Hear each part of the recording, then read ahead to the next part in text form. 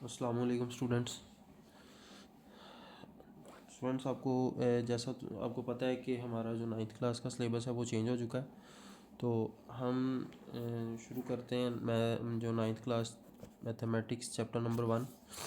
ठीक है, तो इसमें जो भी चीज़ आपको ना समझ आए, जो भी मैं अपनी कोशिश तो करूँगा इंशाल्लाह कि जितना बेहतर से बेहतर आपको आप तक प्रोवाइड कर सकूं। लेकिन जो चीज़ रह जाए, जो आपको ना अंडरस्टैंड हो, ना समझ आए, वो आप क्वेश्चन में पूछ लें या मैं अपना व्हाट्सअप नंबर भी दे दूँगा।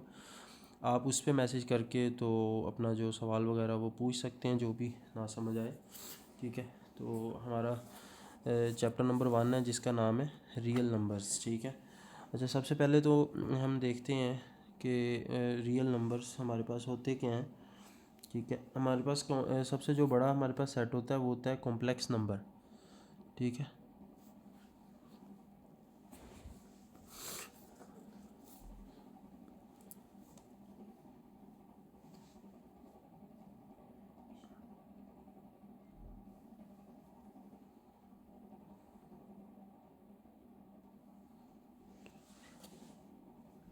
मुझे इसको थोड़ा सेट कर लेने दें।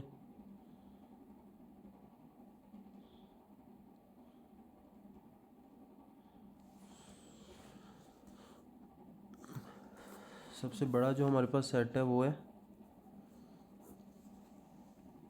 Complex number. ठीक है, अच्छा इसमें हमारे पास क्या आ जाता है कॉम्प्लेक्स नंबर में, ये हमारे पास होता है ए प्लस योटा बी। ठीक है, इसमें हमारे पास एक जो ये है, ये हमारे पास ए आ जाता है, ए रियल नंबर है इसमें। ठीक है, और ये हमारे पास होता है कॉम्प्लेक्स नंबर। ठीक है, अच्छा अब जो हमारे पास रियल नंबर आ जाता है, रियल नंबर आगे जाके मज़ीद दो हिस्सों में डिवाइड हो जाता है। ठीक है, एक हमारे पास इसमें बन जाता है रैशनल,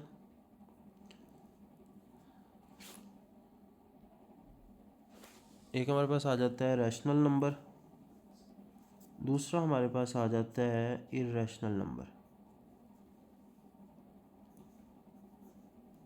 ठीक है, अच्छा इसमें हमारे पास जो रैशनल नंबर होता है, रैशनल नंबर में हमारे पास क्या चीज़ होती है।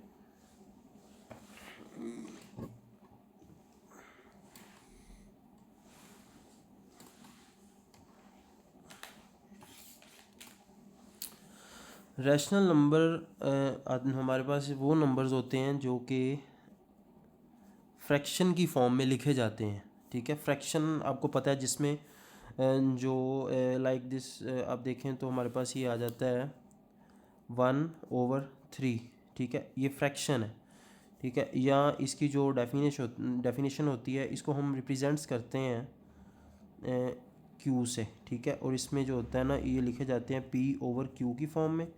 ठीक है, और जो P और Q हैं ये हमारे पास बिलोंग करते हैं इंटीजर्स के साथ। ठीक है, एंड जो हमारे पास होता है ना Q, वो ज़ीरो के बराबर नहीं होता। ठीक है, Q ज़ीरो, क्योंकि उससे ये इक्वेशन जो रैशनल नंबर की वो अनडिफाइन हो जाएगी। ठीक है, हमें पता है कि अगर नीचे ज़ीरो आ जाएगा तो वो अनडिफाइन हो जाता है। तो ये हमारी डेफिनेशन है रैशनल नंबर्स की। ठीक है, अब इसमें अगर हम कोई जो इसकी एग्जांपल्स को आगे जाके देखते हैं, उन्होंने डिफ़ाइन किया हुआ है। इसमें हमारे पास जो इर्रेशनल नंबर्स आ जाते हैं वो ऐसे नंबर्स होते हैं जो कि फ्रैक्शन की फॉर्म में P/Q की फॉर्म में नहीं लिखे जा सकते। ठीक है, इसको हम P/Q की फॉर्म में नहीं राइट कर सकते। इसमें हमारे पास कौन से नंबर्स आ जाते हैं वो हम आगे जाके एग्जांपल्स में देखेंगे, और मैं थोड़ा उधर जाके आपको इसका ब्रीफली एक्सप्लेन करूँगा, जो कि जो चीज़ें आपको ना काफ़ी ज़्यादा इसमें से क्लियर हो जाएंगी। ठीक है, अच्छा अब इसमें हम सबसे पहले बुक की तरफ आते हैं कि ये रैशनल नंबर का कॉन्सेप्ट किस तरह हमारे पास जो इसमें रियल नंबर का कॉन्सेप्ट किस तरह हमारे पास आया। शुरू करते हैं रियल नंबर्स का चैप्टर नंबर 1। इसमें हमने उन्होंने लिखा हुआ है इंट्रोडक्शन टू रियल नंबर्स। ठीक है, अब यानी कि इसमें इन्होंने पहले लिखा हुआ है कि इसमें जो सामुराइंस एक कबीला कबाइल कह सकते हैं जो पुराने वक्तों में था, जिन्होंने नंबर सिस्टम को इस्तेमाल किया डिफरेंट कामों के लिए, लाइक किसी चीज़ की काउंटिंग करने के लिए या कोई भी तादाद गिनने के लिए। आपको पता है कि काउंटिंग हमारी ज़िंदगी का बड़ा एक अहम हिस्सा है, लेकिन उस वक्त चूँकि इस चीज़ का कॉन्सेप्ट नहीं था तो लोगों के लिए बड़ा मुश्किल होता था किसी चीज़ किसी को कुछ ख़रीदो फरोख्त में या कुछ चीज़ के लेन देन में। तो वो कुछ नंबर और कुछ सिंबल्स को इस्तेमाल करते थे, उसकी कुछ रिप्रेजेंटेशंस करते थे, लाइक जैसे इन्होंने समोराइंस लिखा हुआ है तो ये कुछ सिंबल्स बना लेते थे ज़मीन पर या किसी पत्थर के ऊपर जी, ये इस तरह का सिंबल वो एक ज़ाहिर करते थे कि जी हमारे पास ये एक बन गया है, ठीक है। इस तरह अगर इसके साथ एक और इस तरह का ये कौन की शक्ल में ये बना लेते हैं तो वो जो है ना वो 2 हो जाते हैं और ये 3 हो जाते थे। फिर इनका होता था कि जी अगर इन्होंने 10 लिखना है तो वो इस तरह की जो शक्ल होती थी इसको वो 10 रिप्रेजेंट करने के लिए इस्तेमाल करते थे, ठीक है। ये डिफरेंट कबाइल ने डिफरेंट तरीके से इसको जो वो जो इस्तेमाल करते रहे अपने अपने तरीके, जो इस्तेमाल के लिहाज से सिंपल कह लें तो ये जो तरीका इस्तेमाल करते थे ये बेस जो 60 का जो तरीका था, ठीक है। इसमें बेस 60 इस्तेमाल की जाती थी, यानी इसमें जो मतलब 1 से लेके ना 60 तक काउंटिंग करते थे ये फिंगर्स के ऊपर, फिंगर टिप्स के ऊपर या इस तरह 1 2 3 4 के ऊपर, क्योंकि इनके जो 60 के कॉमन मल्टीपल हैं वो आपको पता है कि जी 1 2 3, इधर लिख लेते हैं 1 2 3 4 एंड 5 6 एंड 10 एंड 12 और 15 20 30, मतलब ये इसके जो है ना वो मल्टीपल्स थे। तो वो इसको बेस 60 को इस्तेमाल करते थे ये समुराइंस जो हैं। उसके बाद इजिप्शियन आ जाते हैं, ये नीचे इजिप्शियन के सिंबल्स दिए हुए हैं, जैसे 1 को वो इस तरह रिप्रेजेंट करते थे, 10 को, 100 को, ठीक है, 1000 को, ठीक है। और इसका जो ये बेस 10 सिस्टम इस्तेमाल करते थे, यानी 1 इसमें वो करते थे 0 से लेके 1 से लेके 1 2 3 4 5 6 7 8 9 10। ज़ीरो का तो कंसेप्ट फिर बाद में जो इन्वेंट किया है इंडियंस ने, आके इंडियंस ने इसको इन्वेंट किया था। आगे चलें तो रोमन्स, जो रोमन अकाउंटिंग हम यूज़ करते हैं, लाइक 1 को लिखते हैं आई, इस तरह ये रोमन्स काउंटिंग जो है ये रोमन्स का कॉन्सेप्ट इसमें आ जाता है, ठीक है। उसके बाद इंडियंस ने ज़ीरो के कॉन्सेप्ट को इस्तेमाल किया और वो भी बेस 10 सिस्टम को इस्तेमाल करते रहे, ठीक है। इसमें ये उनके सिंबल्स थे जो वो इस्तेमाल करते थे काउंटिंग के लिए, ठीक है। उसके बाद अरब्स ने ये जो अपना इसमें इस्तेमाल किया, ये भी बेस, इन्होंने भी बेस 10 को इस्तेमाल किया है, ठीक है। तो इसमें जो अगर आप फर्दर कुछ देखना चाहें तो यूट्यूब से भी इसको चेक कर सकते हैं।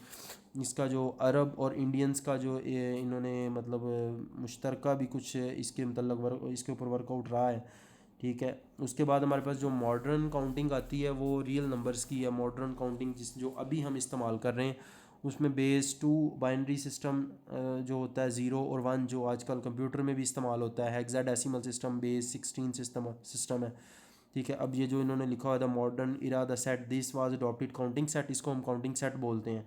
और ये काउंटिंग सेट जो रिप्रेजेंट करता है नेचुरल नंबर्स को और सेट ऑफ रियल नंबर्स को, जो कि आजकल हमारी ज़िंदगी में इस्तेमाल हो रहा है। अच्छा, इसके बाद हम चलते हैं हमारे मेन टॉपिक की तरफ, जो कि है जी रैशनल एंड इरेशनल नंबर, ठीक है। हमारा अब जो टॉपिक मेन स्टार्ट होने लगा है, जो चीज़ आपको ना समझ आए वो नीचे आप क्वेश्चन कर सकते हैं, मैं कोशिश करूँगा जल्द से जल्द उसका रिप्लाई करूँ आपको, ठीक है। तो इससे पहले वैसे मैंने वीडियोस रिकॉर्ड नहीं की, तो ये मेरा फर्स्ट एक्सपीरियंस है। चीज़ें जैसे जैसे इंशाल्लाह बेहतर होती जाएंगी तो वो आपके लिए भी फिर देखने में मसला नहीं बनेगा, लेकिन इंशाल्लाह जो है ना हम मिलजुल के जो है ना इस चीज़ को लेके चलेंगे। अच्छा, अब हम चलते हैं रैशनल एंड इरेशनल नंबर्स की तरफ। इरेशनल नंबर्स, ठीक है। अब मैंने आपको बताया है कि सबसे पहले हम चलते हैं रैशनल की तरफ।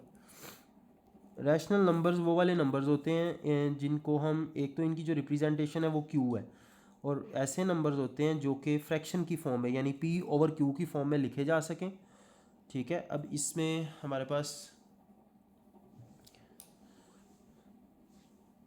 पी ओवर क्यू की फॉर्म में ये लिखे जा सकते हैं, और इसमें हमारे पास आ जाता है पी और जो क्यू है वो बिलोंग करता है इंटीजर्स के साथ, ठीक है। एंड क्यू जो है वो does not equal to zero, क्योंकि इससे हमारी जो इक्वेशन है वो अनडिफाइन हो जाएगी, ठीक है। अच्छा, इसके बाद मैं आपको इसमें फ़र्दर एक्सप्लेन करता हूँ इसको, इसकी यानी कुछ एग्जांपल्स के ज़रिए। अब जैसे हम अगर लिखते हैं ना 1/4, हमारे पास इसका आंसर आता है 0.25। अब अगर आप देखें तो ये हमने जो 1/4 लिखा है इसका हमारे पास एक प्रॉपर हमारे पास 0.25 एक आंसर मिल गया, जो कि डेसिमल में हमारे पास जो है ना वो इसका आंसर आया है।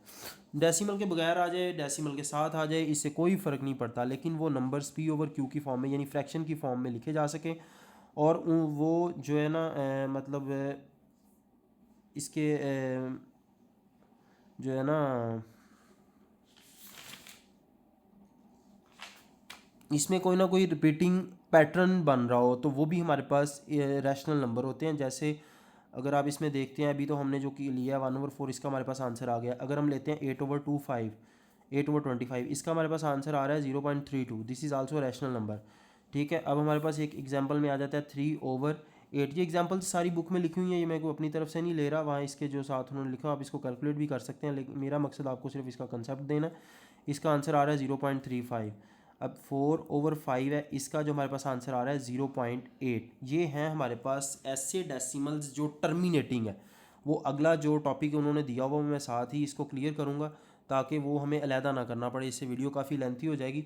ये हमारे पास जो रैशनल नंबर है ये टर्मिनेटिंग है, यानी ये इसमें कोई रेपिटिशन नहीं आ रही।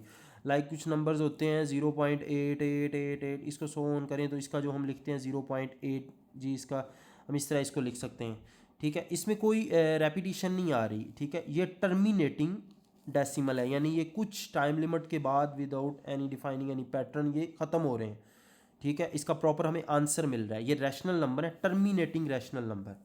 ठीक है, इसमें ये नीचे लिखा हुआ है, जैसे ये अगर आप देखें टर्मिनेटिंग कौन सा होता है, decimal number with finite number of digit after the decimal point, जो जिनको हम काउंट कर सकते हैं। ठीक है, काउंटेबल डिजिट्स होते हैं डेसिमल पॉइंट के बाद, आफ्टर द डेसिमल पॉइंट, इसको हम टर्मिनेटिंग डेसिमल नंबर्स बोलते हैं।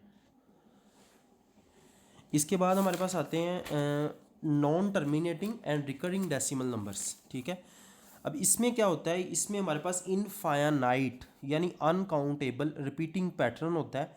होते ये भी रैशनल्स ही हैं और ये P/Q की फॉर्म में ही हमारे पास लिखे होते हैं, लेकिन इनमें हमारे पास आता है या तो हमारे पास एक कोई रिपीटिंग पैटर्न बन रहा होगा, या इनका कोई एक स्पेसिफिक डिजिट या दो स्पेसिफिक डिजिट वो हमारे पास रिपीट हो रहे होते हैं। इसको हम बोलते हैं non terminating and recurring decimal number. अब हैं ये भी रैशनल नंबर्स ही होते हैं, ये मेरी बात ज़हन में रखें, ऐसा नहीं है कि ये रैशनल नहीं है, ये भी रैशनल है। अब जैसे 1/3 है, इसका हमारे पास आंसर आ रहा है 0.333 और ये सो ऑन चलता ही रहता है। इसको हम बोलेंगे, इसको हम लिख सकते हैं 0.3 के ऊपर बार लगाएंगे। इसमें इसके बाद हमारे पास आ जाता है 1/6 जो कि है जी 0.1666। इसका हमारे पास आंसर आ रहा है 0.1। इसका हम इसको लिखेंगे 1/6, यानी 6 जो नंबर है वो इसमें रिपीट हो रहा है। ये 1/6 यानी फ्रैक्शन की फॉर्म में है। ठीक है, और ये हमारे पास एक रिपीट पैटर्न हमें प्रोवाइड कर रहा है। इसका जो आंसर है वो हमें एक पैटर्न प्रोवाइड कर रहा है, तो ये हमारे पास रैशनल नंबर है, लेकिन इसको हम बोलते हैं नॉन टर्मिनेटिंग और रिकरिंग डेसिमल। और 22/7 की अगर हम वैल्यू लिखते हैं तो उसका आ जाता है आंसर 3.1428557। और इसके बाद हमारे पास दोबारा 1428557 ये रिपीट होता रहता है इसी तरह सोन। तो इसका जो हमारे पास आंसर होता है हम इसको लिखते हैं 2.1428557, इसके ऊपर हम लगा देते हैं बार। ठीक है, ये भी हमारे पास रैशनल नंबर है, लेकिन ये नॉन टर्मिनेटिंग और रिकरिंग डेसिमल नंबर्स हैं। ठीक है, इसके बाद हम चलते हैं, हमारे पास आ जाता है इर्रेशनल नंबर, और इसके बाद हम करते हैं इर्रेशनल नंबर को क्या होते हैं इर्रेशनल नंबर्स। इर्रेशनल नंबर्स हमारे पास ऐसे नंबर्स आ जाते हैं जो कि फ्रैक्शन की फॉर्म में नहीं लिखे जाते। ठीक है, और इनको हम ज़ाहिर करते हैं Q' की फॉर्म में, और which can not be written in P/Q form, which can not be written in P/Q form. ठीक है, ये इस फॉर्म में नहीं लिखे जा सकते। ठीक है, अच्छा इसमें हमारे पास ये होता है कि लेट्स सपोज अगर हम कहते हैं कि इसकी एग्जांपल क्या है, अगर हम देखें पाई की वैल्यू जो कि 3.1415926 सो ऑन ये चलती रहती है, ये हमारे पास इर्रेशनल है। यानी इसमें अगर आप देखें तो कोई हमारे पास डिजिट ऐसा नहीं जो कोई पैटर्न रिपीट कर रहा हो। जैसे लाइक हमने ऊपर देखा था हमारे पास 0 पॉइंट जैसे ये 3 आया है, तो इसमें हमारे पास 3 जो रिपीट हो रहा है, या 166 रिपीट हो रहा है, इसमें कोई भी रिपीटिंग पैटर्न नहीं बन रहा। इसमें अगर हम देखें तो ई जो कि एक नंबर है, इसमें इसका नाम है आयलर नंबर, इसको बोलते हैं 2.718281 इसकी ये जो वैल्यू है। अब ये भी इसी तरह हमारे पास ये भी एक इरेशनल नंबर है। इसकी रीज़न ये है कि इसमें कोई रिपीटिंग पैटर्न शो नहीं हो रहा। ठीक है, इसमें हमारे पास कोई भी एक स्पेसिफिक नंबर्स का पैटर्न नहीं बन रहा, कोई एक नंबर नहीं रिपीट हो रहा, तो इसका मतलब ये है कि ये भी हमारे पास एक इरेशनल नंबर है। जो कि पी ओवर क्यू की फॉर्म में नहीं लिखा जा सकता। अगर हम अंडर रूट 2 देखते हैं, ये भी इरेशनल है। अंडर रूट 3 देखते हैं, ये भी हमारे पास इरेशनल होता है। अंडर रूट 5 देखते हैं, ये सारे नंबर जो हैं ये इरेशनल है। ठीक है, इसको हम आगे जाके डिफाइन, इसको नंबर लाइन के ऊपर ड्रा करने की भी कोशिश करेंगे कि हम इसको कैसे नंबर लाइन के ऊपर ड्रा कर सकते हैं। अब उम्मीद है कि आपको इसकी सही यहाँ तक समझ आ चुकी है। ठीक है, अगर आप देखते हैं तो इसमें इन नंबर्स को, जो इरेशनल नंबर्स होते हैं ना, इनको बोलते हैं नॉन टर्मिनेटिंग और नॉन रिकरिंग डेसिमल। ठीक है, are known as irrational numbers. अब ये इसकी एग्जांपल है जो मैंने आपको सॉल्व उधर करके बताई हैं। इसके बाद हम देखते हैं कि इसको identify the following decimal number as rational और इरेशनल नंबर। इसको हम रैशनल और इरेशनल नंबर में कैसे आइडेंटिफाई कर सकते हैं। अब अगर हम देखें तो 0.35 ये एक हमारे पास जो रैशनल नंबर है, क्योंकि ये पी ओवर क्यू की फॉर्म में लिखा जा सकता है। अच्छा, इसमें ये देखना है कि ये टर्मिनेटिंग डेसिमल नंबर है। ठीक है, क्योंकि ये टर्मिनेट हो जाता है दो हिस्सों के बाद, ये ख़त्म हो जाता है, हमें प्रॉपर एक आंसर मिल जाता है। ये टर्मिनेटिंग डेसिमल नंबर है और ये एक रैशनल नंबर है। 0.444 सो ऑन 0.4 के ऊपर बार लग गया, यानी ये एक नॉन टर्मिनेटिंग है, यानी ये ख़त्म नहीं हो रहा, और रिकरिंग डेसिमल नंबर है एक, और ये एक रैशनल नंबर है। ठीक है, इसके बाद 3.5 को अगर देखें तो 5555 ये भी रैशनल नंबर है। सबसे पहले तो हमें ये पता चल जाना चाहिए। अब इस 5 के ऊपर बार लगा, यानी ये बार बार रिपीट हो रहा है, यानी non terminating recurring decimal number है, और ये एक रैशनल नंबर है। 3678888542 सो ऑन। अब ये हमारे पास ना तो कोई पैटर्न शो कर रहा है और ना ये ख़त्म हो रहा है। ठीक है, ये चलता जा रहा है, और जितनी दफ़ा हम इसको देख रहे हैं तो नेक्स्ट हमें एक डिफरेंट नंबर मिल रहा है, जैसे 36788542। ये कोई पैटर्न नहीं बन रहा, ये नॉन टर्मिनेटिंग है, यानी कि टर्मिनेट नहीं हो रहा, ख़त्म नहीं हो रहा। पहली चीज़ तो ये है, और ये नॉन रिकरिंग है। ठीक है, decimal number non recurring, terminating, non recurring decimal number, और ये इरेशनल है। ठीक है, इसके बाद हमारे पास आ जाता है 1.7099759759 ये भी non terminating non recurring decimal number, और ये भी हमारे पास एक इरेशनल नंबर है। ठीक है, अगर फिर भी किसी को इसकी ना समझ आए तो मुझे बता दीजिएगा, मैं इसकी स्पेशल अलहदा आपको वीडियो अपलोड कर दूंगा रैशनल और इरेशनल नंबर के ऊपर। इसके बाद हम देखते हैं कि रैशनल और इरेशनल नंबर को अगर हमने नंबर लाइन के ऊपर ड्रा करना है तो वो कैसे करेंगे। इसको ज़रा आपने थोड़ा सा एहतियात से देखना है। उसकी रीज़न ये, आगे इसके मतलब कुछ क्वेश्चन है, लेकिन वो 2-3 क्वेश्चन मैं आपको करके दिखा दूंगा जो एक्सरसाइज में भी हैं, तो उससे ये है कि आपको इसकी काफ़ी अंडरस्टैंडिंग हो जाएगी। हम देखते हैं एग्जाम्पल नंबर 2 हमारे पास क्या है। एग्जाम्पल नंबर 2, अब वो कह रहे हैं कि आपने √5, जो कि एक हमें पता है कि इरेशनल नंबर है, इरेशनल नंबर है, इसको आपने ड्रा करना है नंबर लाइन के ऊपर। ठीक है, इसको रिप्रेजेंट करें √5 irrational number, represent √5 irrational number on number line. Number line क्या होती है वो भी मैं आपको बना के दिखा देता हूँ। ठीक है, यानी हमने एक लाइन लगानी है, इधर ही चलो लगा लेते हैं। ये हमारे पास एक लाइन लगी। ठीक है, ये हमारे पास है जी रियल लाइन। ठीक है, इसके ऊपर आपको पता है यहाँ पे 0 होता है, यहाँ पे 1 होता है, यहाँ पे 2 होगा, यहाँ पे 3। ये स्केल है, ये आपने अपनी मर्ज़ी से लेना होता है। इसकी जितना मर्ज़ी इसकी आप लंबाई चौड़ाई रख लें, यानी इसकी चौड़ाई जितनी मर्ज़ी कर लें, कम करना है कम कर दें। मैं ज़रा इसको ज़्यादा प्रोमिनेंट आपके लिए कर रहा हूँ ताकि आपको चीज़ें ज़रा ज़्यादा क्लियरली समझ आ सकें, कोशिश तो यही है। ठीक है, अब इसमें हमारे पास ये एक नंबर लाइन आ गई है। ठीक है, अब हमारे पास है जी √5। ठीक है, हमें सबसे पहले तो ये पता होना चाहिए कि √5 आता कैसे। √5 हमारे पास आता है अगर हम √2 का और 1 का स्केयर लें और उनको जमा करें, तो हमारे पास आंसर जो आता है वो √5 आ जाता है। ठीक है, अच्छा, अब ये देखें कि हमारे पास इस नंबर लाइन के ऊपर 2 किधर है, यहाँ पे। ठीक है, ये 2 यूनिट है, और इसके बाद हमारे पास 1 हमारा बनेगा, यानी इतनी लेंथ बन रही है टोटल इतनी।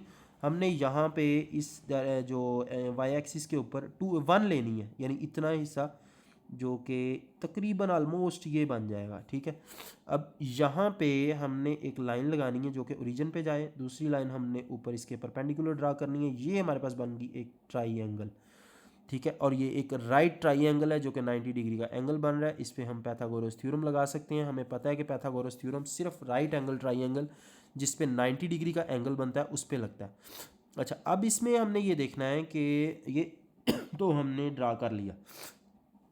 अच्छा, अब इसमें अगर आप देखें तो ये आपके पास टोटल लेंथ जो ये वाली ये 2 है, ठीक है, और ये लेंथ है आपके पास, ये आपके पास 1 है, ठीक है। ये आपके पास इसकी हाइपोटेन्यूस है, और अगर आप इस पर वो लगाएंगे पैथागोरस थ्योरम, तो ये आपको पता है कि 2 का स्केयर प्लस 1 का स्केयर, तो आपके पास √5 ही आ जाएगा।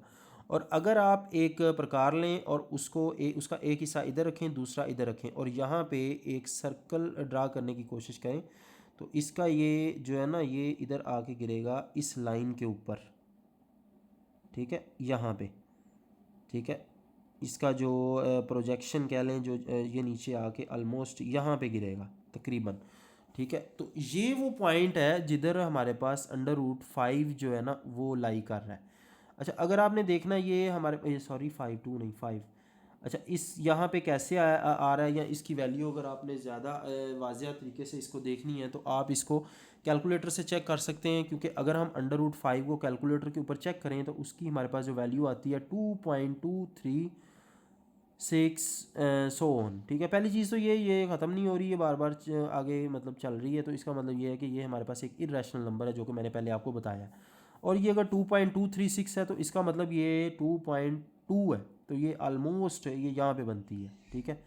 ये मैंने एक अंदाजे से इसको इधर ड्रा किया है। अगर आप इसको इसके ड्रा करेंगे ना प्रकार से, तो ये जो एग्जैक्ट उस जगह पे आएगी जिस जगह पे मतलब वो √5 जो हमारे पास इसका जो इरेशनल नंबर जो है ना वो लाई कर रहा होगा, ठीक है। तो ये थी हमारी इसकी √5 की रिप्रेजेंटेशन। इस तरह हम √2 की रिप्रेजेंटेशन भी कर सकते हैं, √7 की, √3 की, इसमें हर तरह की जो है ना वो हम रिप्रेजेंटेशन इसमें कर सकते हैं। इसके बाद हमारे पास हम नेक्स्ट क्वेश्चन की तरफ चलते हैं, बल्कि उस पर जाने से पहले हम ये देखते हैं हमारे पास रैशनल नंबर को अगर हम जमा करते हैं इरेशनल नंबर में, तो हमारे पास जो आंसर आएगा वो हमारे पास आएगा इरेशनल नंबर। यानी ये इन्होंने लिखा हुआ है कि अगर हम रैशनल नंबर को इरेशनल नंबर में जमा कर देते हैं तो हमारे पास एक दोबारा इरेशनल नंबर ही बनेगा। अगर हम रैशनल नंबर को मल्टीप्लाई करते हैं इरेशनल नंबर से तो हमारे पास आंसर इरेशनल नंबर ही बनेगा, ठीक है। अच्छा, इसके बाद हम देखते हैं कि हमारे पास एक एग्जांपल नंबर 3 है। वो क्या है? एग्जांपल नंबर 3, ठीक है। इसको मैं डिवाइड कर देता हूँ ताकि इसमें इतना ज़्यादा इसमें लेंथी नहीं है एग्जांपल्स, तो इस इधर 2 एग्जांपल हैं तो दो या 3 वो इधर ही हो जाएंगी, ठीक है। अब इस एग्जांपल 2 है, एग्जांपल नंबर 3 का पहला जो यूज़ हम वो करते हैं तो वो है जी हमारे पास 0.5, इसके ऊपर बार लगा हुआ है। इसका मतलब ये है कि ये हमारे पास 5 जो है ना ये जो इसमें रिपीट हो रहा है नंबर 5। अच्छा, अब हम कहते हैं जी कि लेट करें, फ़र्ज़ करना है हमने x जो 0.5 के ऊपर जो बार वो बराबर है 0 पॉइंट, इसको हमने फ़र्ज़ कर लिया कि जी ये x के बराबर है, ठीक है। अब इसका मतलब ये है कि हम इसको लिख सकते हैं x = 0.5555 सो ऑन, और ये हमारे पास पहली इक्वेशन बन गई, ठीक है। अब हमने इसमें क्या करना है, मल्टीप्लाई करना है both side by x, multiply both side by 10, x कह रहा हूँ 10 से करना है, 10 से इसको मल्टीप्लाई करेंगे, x नहीं 10 से। अच्छा, इसमें अब ये देखना है हमने कि इसको 10 से क्यों मल्टीप्लाई करना है। ये जो मैं आप इधर बताने लगा हूँ ये सिर्फ आपका जो आपको कैसे पता चलेगा कि आपने किस चीज़ से मल्टीप्लाई करना है, तो वो ये है कि हमें पता है कि 0.5 है, यानी पॉइंट के बाद हमारे पास सिर्फ एक डिजिट आ रहा है, ठीक है। इसका मतलब ये है कि अगर इस डिजिट को हम पॉइंट को हम ख़त्म करते हैं तो हम लिखेंगे 5/10, ठीक है। अच्छा, ये आप देख रहे हैं कि ये 5/10 से इसका डेसिमल पॉइंट ख़त्म हो रहा है, यानी हम इसको अगर 10 से मल्टीप्लाई करेंगे तो हमें हमारा आंसर मिल जाएगा। अब इसमें अगर हम इसको मल्टीप्लाई करते हैं तो ये आ जाएगा 10x = 5.555 सो ऑन। अब जब हमने इसको 10 से मल्टीप्लाई किया है तो ये एक स्टेप आगे चला गया डेसिमल पॉइंट, ठीक है, यानी हमारे पास आंसर आ गया 5.555 सो ऑन, ठीक है। अब हमने क्या करना है, इसको हमने सब्ट्रैक्ट करना है। नाउ सब्ट्रैक्ट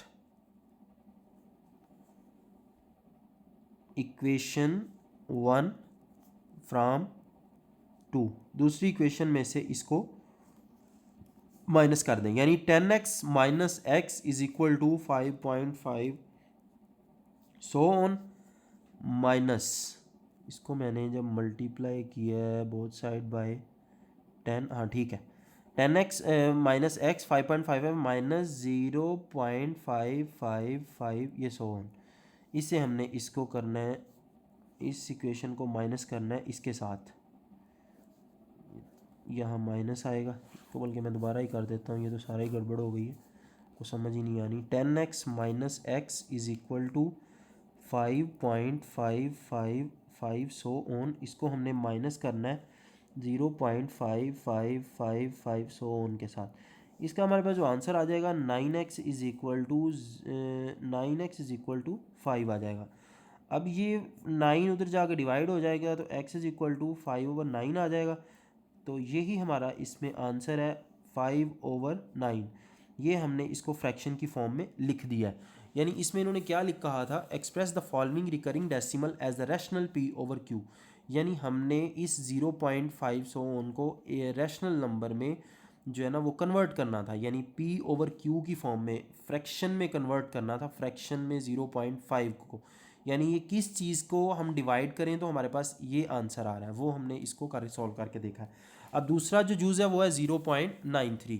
ठीक है, इसकी तरफ अगर हम चलते हैं तो ये आप देखें तो इससे ज़रा आपको ज़्यादा क्लियर समझ आ जाएगी। 0.93 इसके ऊपर लगा दिया है बार। अच्छा अब देखें, अब यहाँ पे हमने किस चीज़ से मल्टीप्लाई करना है, 100 से। उसकी रीज़न क्या है, यहाँ हमारे पास पॉइंट है, पॉइंट के बाद 2 इंच से हैं।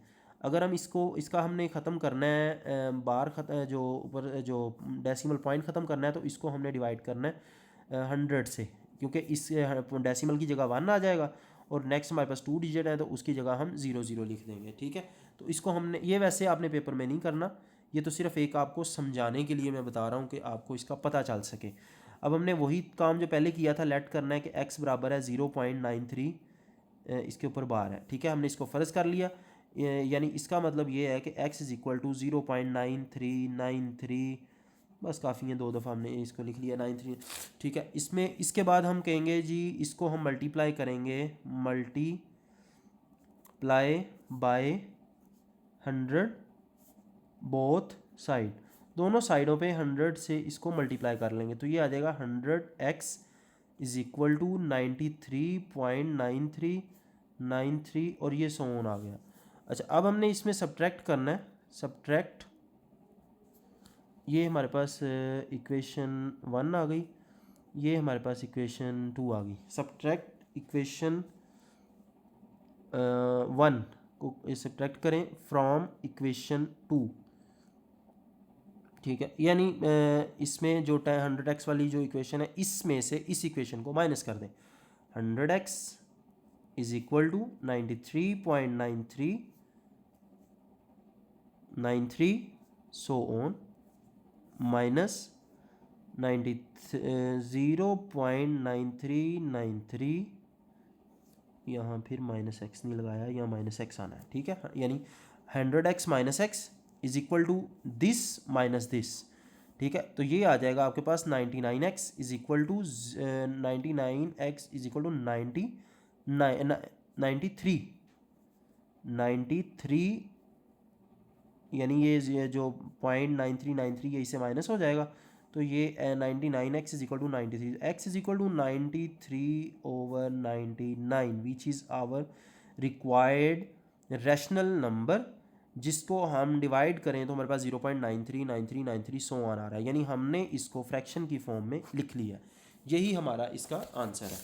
ठीक है, अब जैसे ये देखें इसमें हमने दोनों एक पहले सवाल किया है तो उसका ये answer x is equal to 5/9 आया है, इसको हमने फ्रैक्शन की फॉर्म में लिख लिया है। दूसरा हमारे पास ये है जिसको हमने फ्रैक्शन की फॉर्म में लिखा है तो हमारे पास ये इसका p/q की फॉर्म में लिखा है तो x is equal to 93.99 answer आ गया।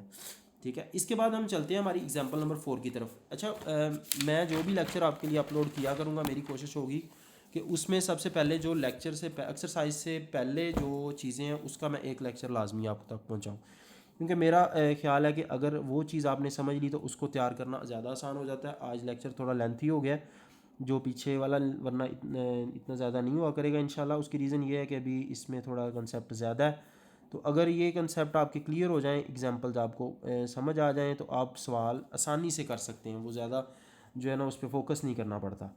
अच्छा, हमारा क्वेश्चन नंबर 4 क्या है कि आपने दो नंबर हैं, उनके दरमियान देखना है कि उनके दरमियान कितने रैशनल नंबर इनके दो नंबर्स के दरमियान है। Insert two rational numbers, sorry ये नहीं आपने देखना कि इनके दरमियान कितने रैशनल नंबर हैं, क्योंकि दो नंबर्स के दरमियान एक मेरी बात याद रख लें कि इनफाइनाइट रैशनल और इरेशनल नंबर्स होते हैं। कोई भी दो नंबर ले लें तो उनके दरमियान इनफाइनाइट रैशनल और इरेशनल नंबर होते हैं।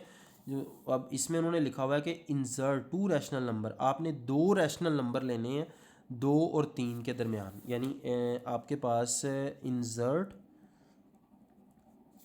To rational number between 2 and 3।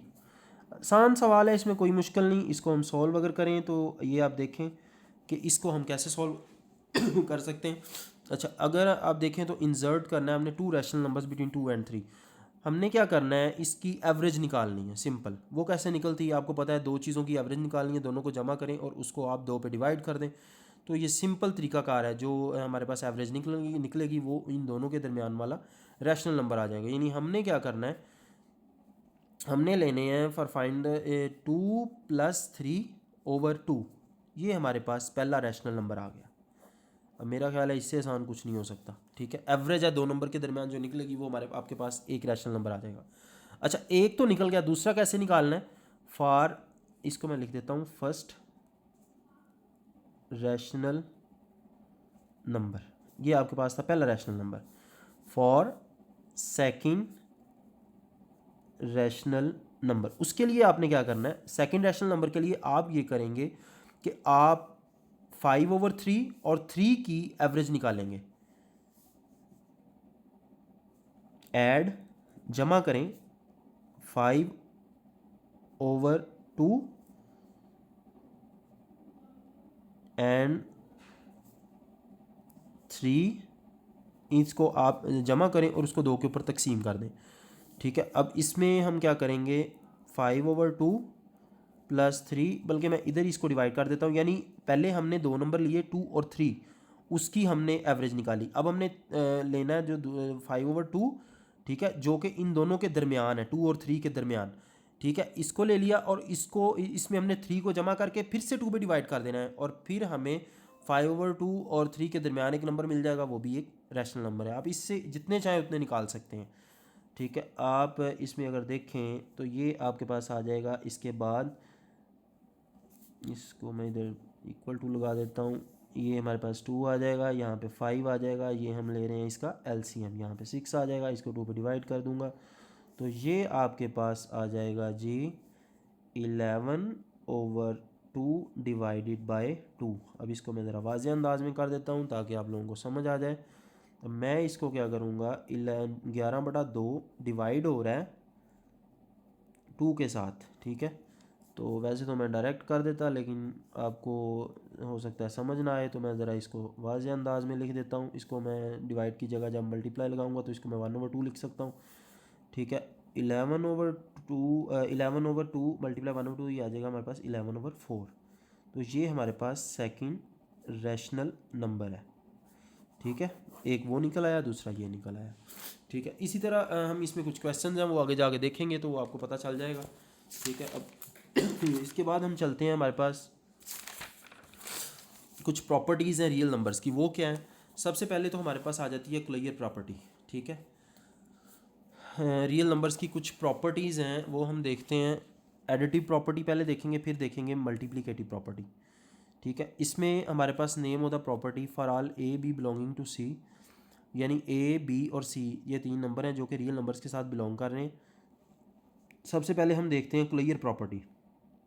Closure property under addition भी वही है, अंडर मल्टीप्लिकेशन भी वही है, बस इसमें प्लस करना है और इसमें हमने मल्टीप्लाई करना है। मैं ये दोनों सेम ही टाइम पे आपको जो करवा दूंगा, जैसे ये इन्होंने लिखा हुआ क्लोजर प्रॉपर्टी, यानी इसमें a + b दो नंबर लेने हैं और जब हमने उन दोनों नंबर्स को जमा करना है, अगर फिर वो हमारे पास रियल नंबर आ जाए तो हमने कहना है कि जी इसके ऊपर क्लोजर प्रॉपर्टी होल्ड कर रही है। ठीक है, अंडर एडिशन। इसी तरह इसमें हमने कॉम्यूटेटिव प्रॉपर्टी देखनी है। कॉम्यूटेटिव यानी a + b, अगर हम a को ऑपरेट करवा रहे हैं, ऑपरेशन ऑपरेट मतलब हम इसको प्लस कर रहे हैं, ये ऑपरेशन है हमारे पास। ए को ऑपरेट करवा रहे हैं लेफ़्ट साइड से, ठीक है, राइट साइड से, और बी के अंदर, तो जो आंसर हमें मिल रहा है वही आंसर हमें जो दूसरी साइड पे बी के ऊपर मिल रहा है, बी के ऊपर ऑपरेट करवा रहे हैं राइट साइड पे किसी भी चीज़ को, तो वही आंसर हमें दोनों साइडों पे सेम यानी मिल रहा है, तो हम कहेंगे इसके ऊपर कॉम्यूटेटिव प्रॉपर्टी होल्ड कर रही है। जैसे 2 है, इसको हम 2 को प्लस करें 5 के अंदर या 5 को प्लस करें 2 के अंदर, आंसर सेम आ रहा है, ठीक है। अब ये क्लियर प्रॉपर्टी थी, ए प्लस बी बिलोंग कर रहा था रियल नंबर के साथ। अगर 2 करें प्लस 3 के अंदर तो हमारे पास 5 आ रहा है, 5 भी एक रैशनल नंबर है, सॉरी 5 भी हमारे पास जो है वो रियल नंबर है, तो हम इसको कहेंगे कि इसके ऊपर क्लियर प्रॉपर्टी होल्ड कर रही है। अब 2 + 5 7 आ रहा है और 5 + 2 7 आ रहा है, यानी दोनों चीज़ें बराबर हमें दे रहा है, तो हम कह रहे हैं कि commutative property under addition hold कर रही है। एसोसिएटिव लॉ क्या होता है? एसोसिएशन कहते हैं ताल्लुक, ठीक है। इसमें हम देखें कि अगर हम b + c जमा कर रहे हैं, ठीक है, और उस b + c को प्लस कर रहे हैं और फिर a को प्लस कर रहे हैं, तो हमारे पास आंसर सेम आ रहा है। जब वो उसी लिहाज से आ रहा है कि दूसरी साइड पे हम a + b करने के बाद c को भी जमा कर रहे हैं, लेकिन आंसर में कोई फ़र्क नहीं पड़ रहा। जैसे 2 + 3 + 5 8 होता है, 3 + 5 8 है, और 8 के अंदर 2 जमा करें तो आंसर 10 आ रहा है। इधर 2 + 3 है, इसको जमा कर रहे हैं तो 5 आ रहा है, 5 के बाद हम 5 को जमा कर रहे हैं तो आंसर हमारे पास 10 आ रहा है, यानी वो सेम है। इसी तरह आइडेंटिटी एलिमेंट एक ऐसा एलिमेंट होता है कि अगर हम उसको किसी भी रियल नंबर के ऊपर ऑपरेट करवाते हैं, यानी ऑपरेट करवाने का मतलब यहाँ उसको अंडर एडिशन हम जब उसको ऑपरेट करवाते हैं तो उसकी वजह से एलिमेंट के ऊपर, उसकी शनाख्त के ऊपर कोई फ़र्क नहीं पड़ता। यानी अगर 2 + 0 करें, 5 + 0 करें, 7 + 0 करें, ज़ीरो को किसी भी रियल नंबर के ऊपर अगर हम ऑपरेट करवाते हैं तो वो नंबर जो है ना अंडर एडिशन उसकी शनाख्त के ऊपर कोई फ़र्क नहीं पड़ेगा, यानी वो वैसे की वैसी रहेगी, ठीक है। अब इसमें अगर आप देख रहे हैं कि a + 0 है, ए आ रहा है, 0 + a है, ए आ रहा है, तो अंडर एडिशन हमारे पास जो 0 है ये जो है ना एडिटिव आइडेंटिटी होता है। इन्वर्स क्या है? अगर हम किसी चीज़ को जैसे ए है, इसके अंदर प्लस करें -a को, तो हमारे पास आंसर 0 आ रहा है। यानी अगर हम किसी ऐसे नंबर को ऑपरेट करवा रहे हैं कि उसको ऑपरेट करवाने से हमें आइडेंटिटी एलिमेंट मिल रहा है, तो वो एक इन्वर्स है, यानी उसका उल्ट है, ठीक है। उसकी शनाख्त को ख़त्म कर रहा है वो एलिमेंट, उसके ऊपर ऑपरेट करवाने से उसकी शनाख्त ख़त्म हो रही है। यानी जैसे इन्होंने लिखा हुआ है, इधर हम थोड़ा इसमें एग्जांपल से आपको बता देता हूँ। जैसे a है, इसको मल्टीप्लाई करें 1/a के साथ, सॉरी प्लस में है तो पहले वो प्लस वाला करते हैं, ये बाद में करेंगे। a प्लस इंटू -a है, यानी हम इसमें a के अंदर जमा करें -a को, आंसर आ रहा है 0, जो कि एक आइडेंटिटी एलिमेंट अंडर एडिशन।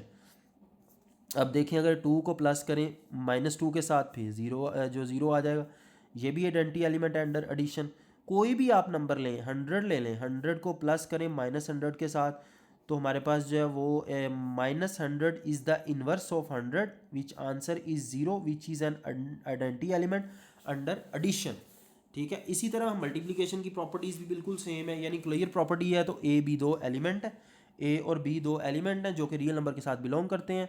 अगर हम दो नंबर एलिमेंट्स लें, रियल नंबर से बिलोंग कर रहे हो, उनको मल्टीप्लाई करें, दोबारा रियल नंबर मिल जाए, तो उसके ऊपर हम कहेंगे G under multiplication clear property hold करती है।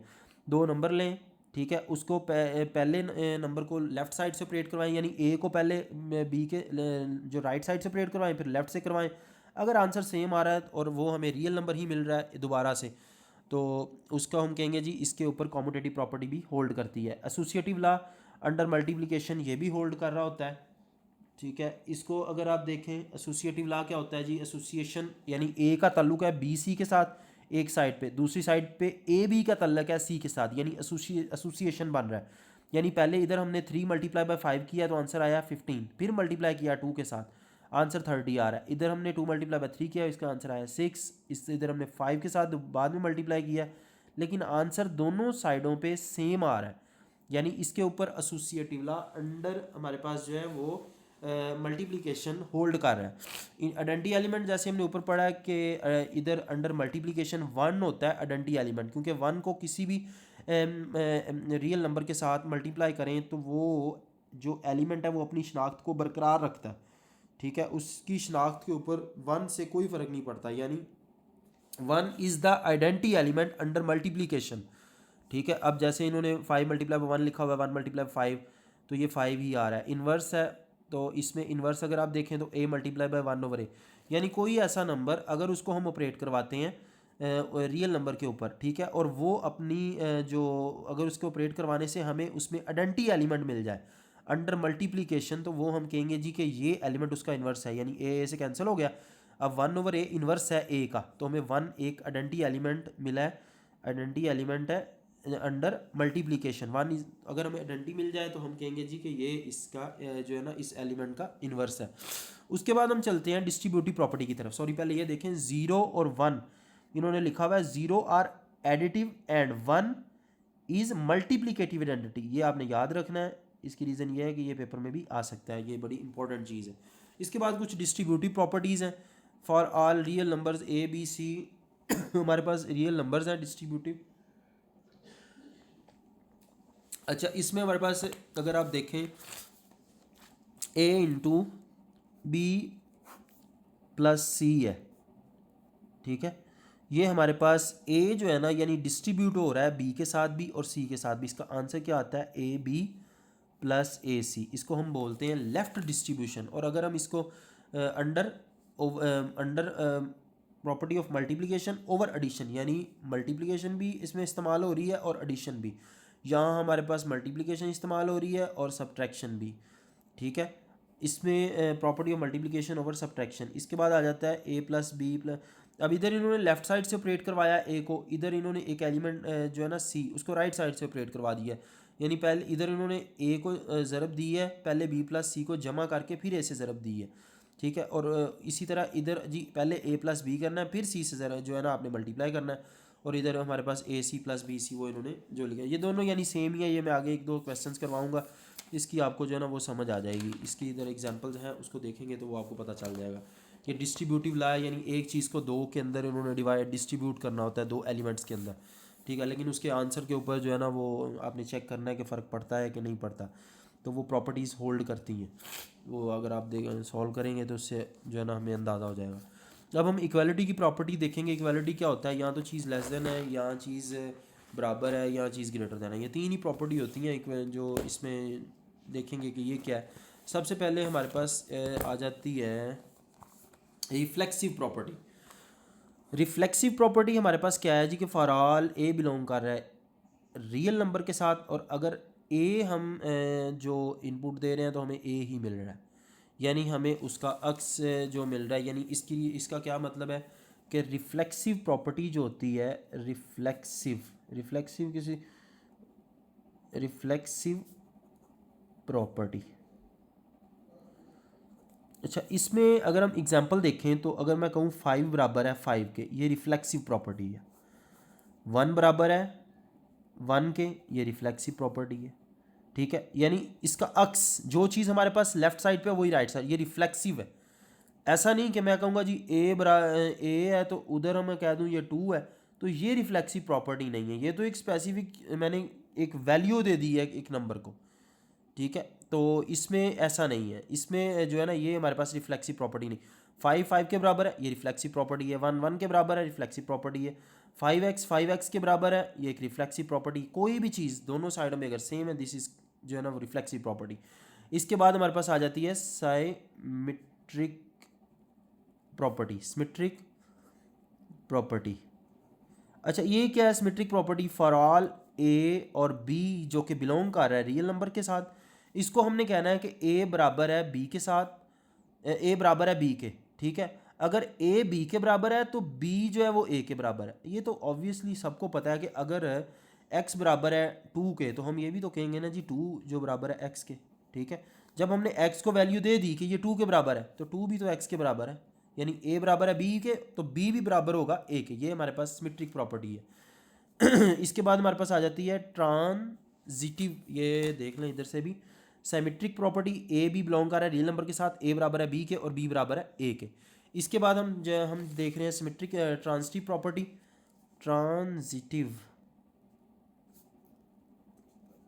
अच्छा, हमारे पास ट्रांजिटिव प्रॉपर्टी क्या है? फॉर ऑल ए और बी और सी, तीन चीज़ें इसमें जो कि रियल नंबर को बिलोंग कर रही हैं रियल नंबर के साथ। अच्छा, अब हमने इसमें ये कहना है कि ए बराबर है बी के एंड बी बराबर है सी के। अगर ऐसा है, ठीक है, अगर ऐसा है तो हम ये कहेंगे कि ए भी बराबर होगा सी के। देखिए अगर ए बराबर है बी के, बी बराबर है सी के, तो हम कहेंगे जी ए भी बराबर होगा सी के। दिस इज़ ट्रांजिटिव प्रॉपर्टी, ठीक है। यानी अगर मैं कहता हूँ कि x बराबर है y के और y बराबर है z के, तो x भी बराबर होगा z के।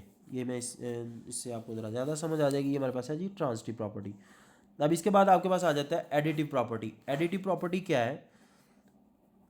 एडिटिव, वीडियो काफ़ी लंबी हो चुकी है। एडिटिव प्रॉपर्टी थोड़ा सा जल्दी करना पड़ेगा, वीडियो काफ़ी लेंथी हो चुकी है। एडिटिव प्रॉपर्टी हमारे पास क्या है? फॉर ऑल ए बी और सी, ये बिलोंग कर रहा है रियल नंबर के साथ, ठीक है। अच्छा मैं कहता हूँ ए बराबर है बी के, ठीक है। हमें ये पता है कि अगर हम किसी भी प्रॉपर्टी के किसी भी इक्वेशन के ऊपर कोई काम दोनों साइडों पे करें तो उस इक्वेशन के ऊपर कोई फ़र्क नहीं पड़ता। सादा अल्फाज में मैं कहता हूँ जी कि ए के अंदर मैं बी सी को जमा कर देता हूँ और बी के अंदर भी सी को जमा कर देता हूँ, इससे इक्वेशन के ऊपर कोई फ़र्क नहीं पड़ेगा। यानी मैं कहता हूँ जी कि लेट्स सपोज 5 बराबर है 5 के। अच्छा ये ए बराबर है 5 के, ए बराबर है 5 के। अब मैं कहता हूँ ए प्लस 2 बराबर आ जाएगा 5 प्लस 2 के, तो क्या फ़र्क पड़ेगा? ए प्लस 2 इज इक्वल टू 7, ठीक है। अब इस ए की जगह अगर मैं दोबारा 5 पुट करूँगा तो 5 plus 2 is equal to 7 which is equal to 7 is equal to 7, तो क्या फ़र्क पड़ा इस पर?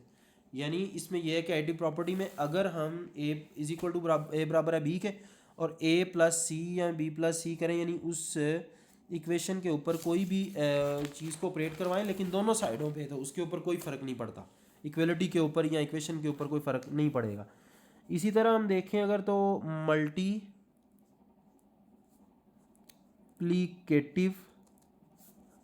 प्रॉपर्टी है विद रिस्पेक्ट टू, इसमें हम मल्टीप्लिकेटिव प्रॉपर्टी देखते हैं, वो हमारे पास विद रिस्पेक्ट टू नहीं आएगा, वो इससे अगली प्रॉपर्टी है। मल्टीप्लिकेटिव प्रॉपर्टी हमारे पास क्या है कि अगर ए बराबर है, वही जो चीज़ हमने पीछे पढ़ी है, ए बराबर है बी के, अगर हम ए के साथ किसी भी चीज़ को मल्टीप्लाई करेंगे तो वही चीज़ बी के साथ भी मल्टीप्लाई कर दें तो इक्वेशन के ऊपर कोई फ़र्क नहीं पड़ेगा, ठीक है। इधर मैं इसकी एग्जांपल दे देता हूँ। मैं कहता हूँ जी कि 5 बराबर है सी के, ठीक है। मैं 5 को मल्टीप्लाई करता हूँ 10 के साथ और सी को भी मल्टीप्लाई करता हूँ 10 के साथ, कुछ भी नज़र नहीं आ रहा।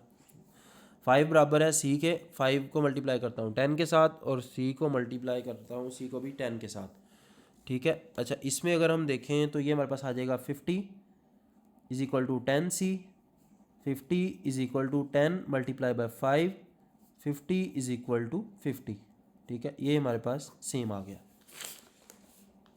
अच्छा इसके बाद आप देखें तो cancellation property with respect to addition, वही चीज़ जो हमने ऐड की है, तो इसको मैं डायरेक्ट आपको बता देता हूँ। फॉर ऑल ए बी और सी बिलोंग कर रहा है रियल नंबर के साथ, यानी A plus C is equal to B plus C, ठीक है। अगर ये हो तो ये हम लिख सकते हैं ए प्लस बी, यानी ये कैसे आएगा? यानी A plus C minus C is equal to B plus C minus C, यानी कोई भी काम हम इक्वेशन के दोनों साइडों पे कर रहे हैं तो उस पर कोई फ़र्क नहीं पड़ेगा, तो आंसर आ जाएगा ए इज इक्वल टू बी। यानी पहले हमने जो चीज़ प्लस की थी अब हमने इसको माइनस करके दिखा दिया है कि जी इसके ऊपर ये प्रॉपर्टी होल्ड करती है। वही सेम मल्टीप्लिकेशन वाली भी है, cancellation property with respect to multiplication, यानी ए सी बराबर है बी सी के, तो मैं मल्टीप्लाई कर देता हूँ 1/c जो कि इसका इन्वर्स है। और हमें ये पता है कि जब भी इन्वर्स मल्टीप्लाई होता है तो हमें उसकी जगह पे फिर आइडेंटिटी एलिमेंट मिल जाता है। तो आइडेंटिटी एलिमेंट का ये काम होता है कि जो हमारे पास जो आइडेंटिटी एलिमेंट है वो जो है ना इसमें इन्वर्स का ही होता है कि जब भी हम इसको मल्टीप्लाई करते हैं तो हमें इसमें आइडेंटिटी एलिमेंट दे देता है, तो ए इज इक्वल टू बी के बराबर आ जाएगा। ये हमारे पास कैंसिलेशन प्रॉपर्टी है विद रिस्पेक्ट टू मल्टीप्लिकेशन। अच्छा इसके बाद हम देखते हैं ऑर्डर प्रॉपर्टी हमारे पास आ गई है। ऑर्डर प्रॉपर्टी में सबसे पहली है ट्राइकोटोमी प्रॉपर्टी, ये सबसे पहले नंबर पे हमारे पास आ जाती है ट्राइकोटोमी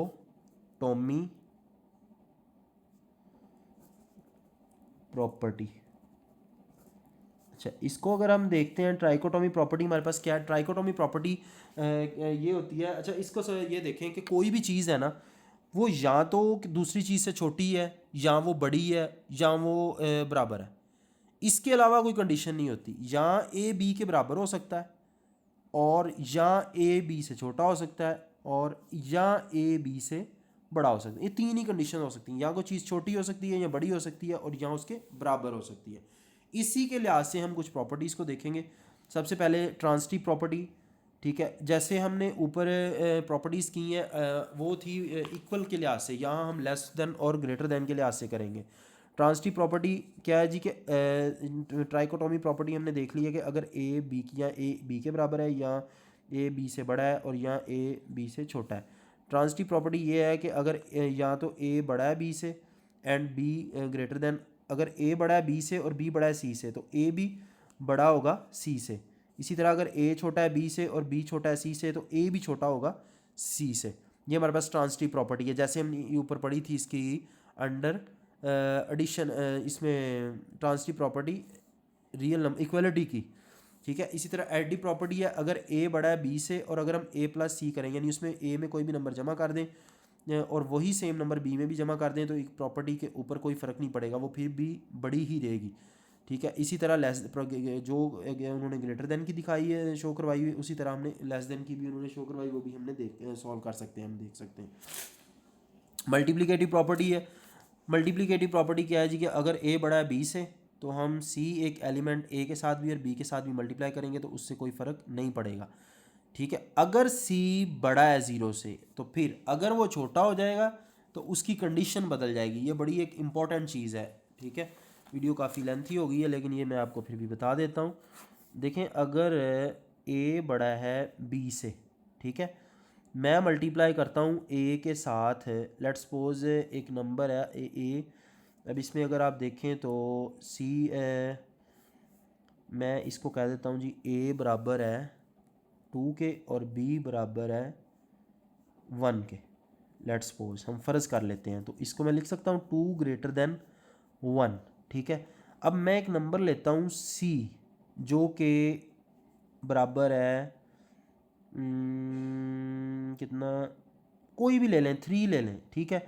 और डी लेता हूँ, वो है -3। मैं एक नंबर मैंने लिया है सी, पहले मैं सी को ऑपरेट करवाता हूँ और फिर डी को, और आपने देखना है अब ये जो है ना, ये है जी ग्रेटर देन 0, यानी ये पॉजिटिव है, ठीक है। और ये है नेगेटिव, और ये लेस देन 0 है। अगर हम इसमें जो चीज़ गौर करने वाली, इस पर गौर कीजिएगा काइंडली। अब इसमें मैंने जब 2 मल्टीप्लाई ए को करता हूँ ए सी, वो ग्रेटर देन आएगा बी सी। कैसे, ये चेक करें। अच्छा, ए सी की हम इसमें वैल्यू पुट करते हैं, सी की वैल्यू कितनी 3, और सारी वैल्यूज़ को पुट करें, 2 multiply by 3 greater than, B की वैल्यू कितनी है, बी की वैल्यू है जी 1 मल्टीप्लाई बाय 3, तो ये 6 ग्रेटर देन 3 आ जाएगा, ठीक है। लेकिन अगर मैं इसमें चेंज कर देता हूँ ना, ए डी, ये लेस हो जाएगा बी सी से।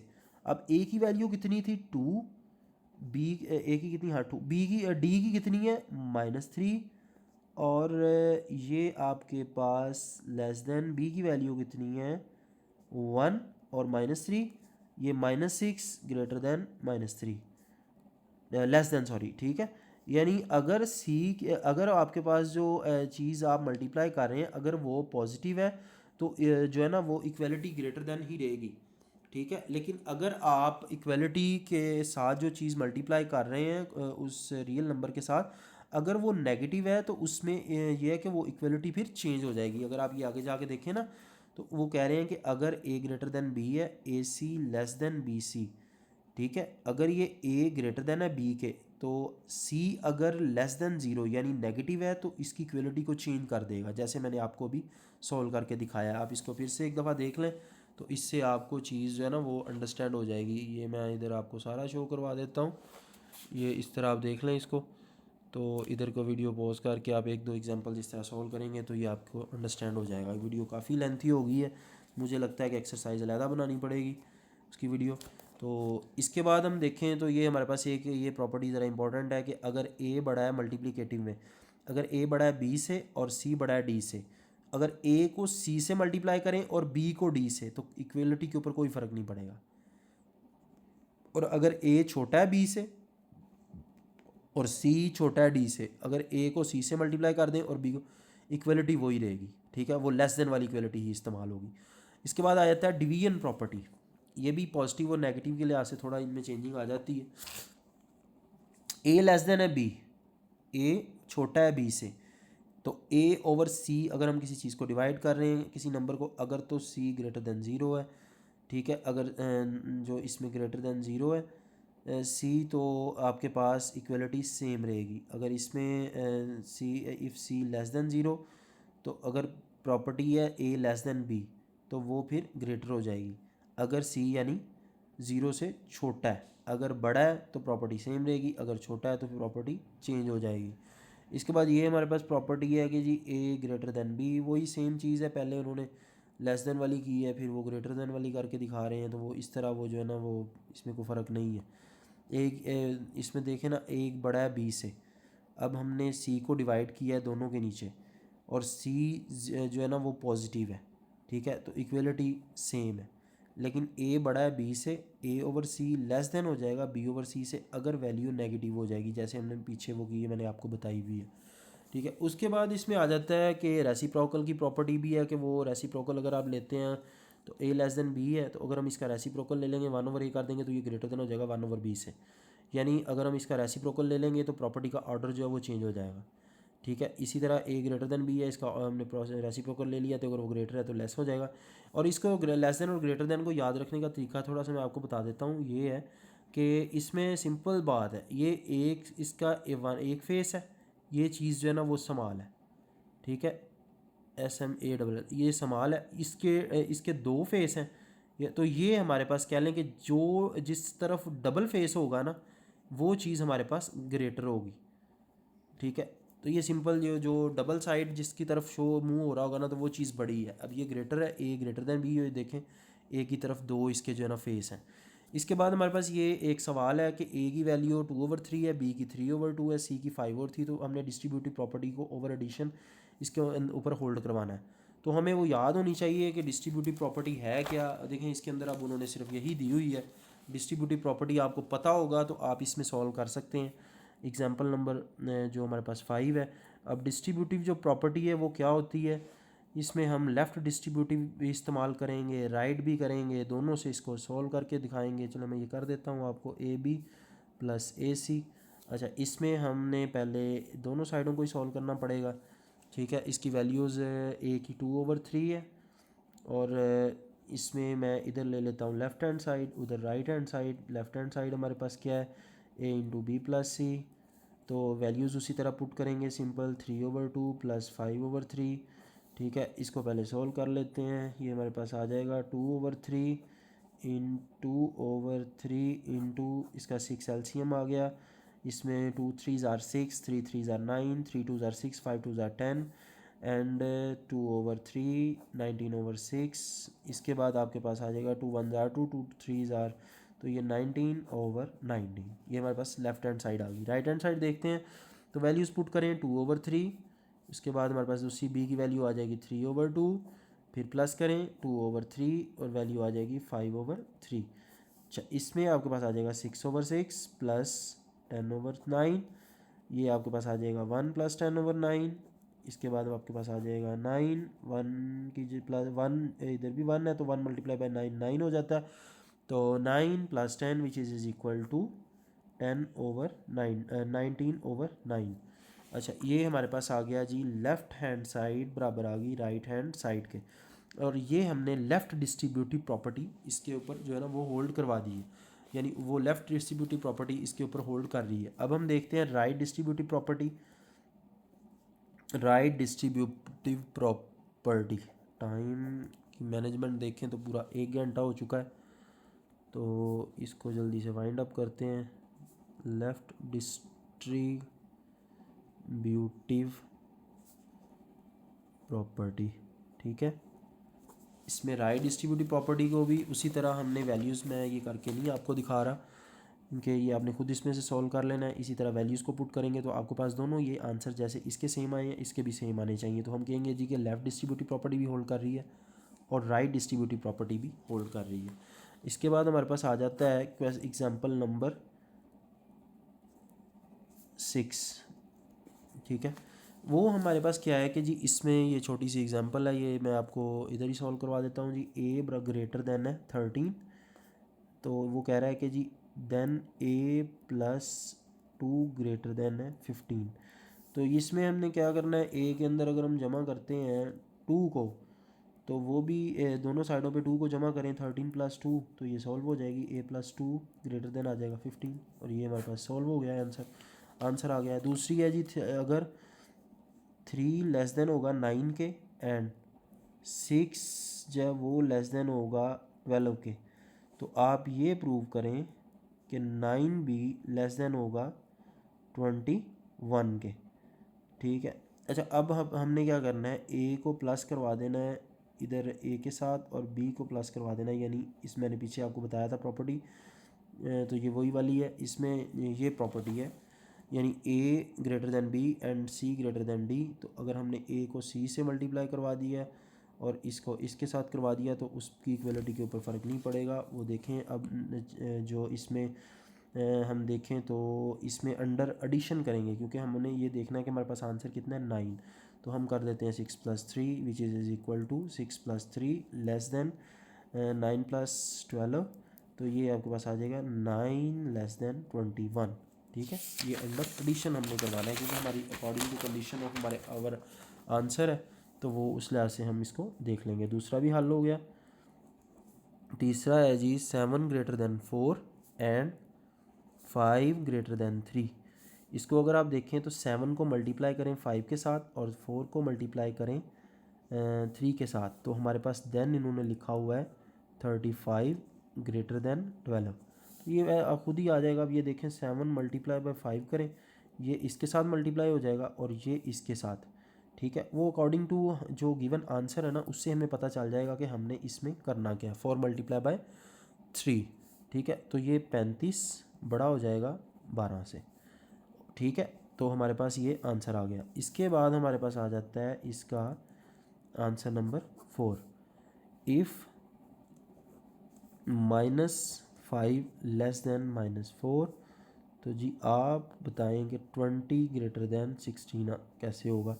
तो ये सिंपल चीज़ है, अगर आप इसको मल्टीप्लाई करते हैं, ये सॉल्व लिखो इधर, सॉरी सॉल्व लिखें, -5 लेस देन -4।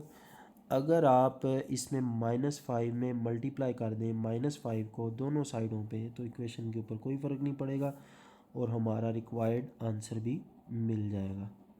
सॉरी -4 के साथ, क्योंकि 5 4 20 होता है और 4 4 16 -4 के साथ, तो ये हमारे पास आ जाएगा 16। तो ये हमारा आंसर आ गया है। इसके बाद देखते हैं एग्जांपल, सॉरी इसके बाद ये ख़त्म हो चुका है। अब हमारे पास एक्सरसाइज है, तो एक्सरसाइज की एक वीडियो मैं आपको अलहदा बना के अपलोड करूँगा। तो उम्मीद करता हूँ कि आपको इन सारी चीज़ों की समझ आई होगी, और अगर कोई चीज़ आपको नहीं अंडरस्टैंड हुई तो आप मुझे नीचे कमेंट में मैसेज कर सकते हैं। मैं अपना नंबर भी, व्हाट्सएप नंबर भी शेयर कर दूँगा। अगर आपने कोई सवाल पूछना है तो उसके ऊपर भी आप अपना जो ना वो क्वेश्चन छोड़ सकते हैं, तो मैं कोशिश करूँगा जल्द से जल्द आपको रिप्लाई कर सकूँ। Thank you so much. मिलते हैं इंशाल्लाह एक्सरसाइज 1.1 के साथ।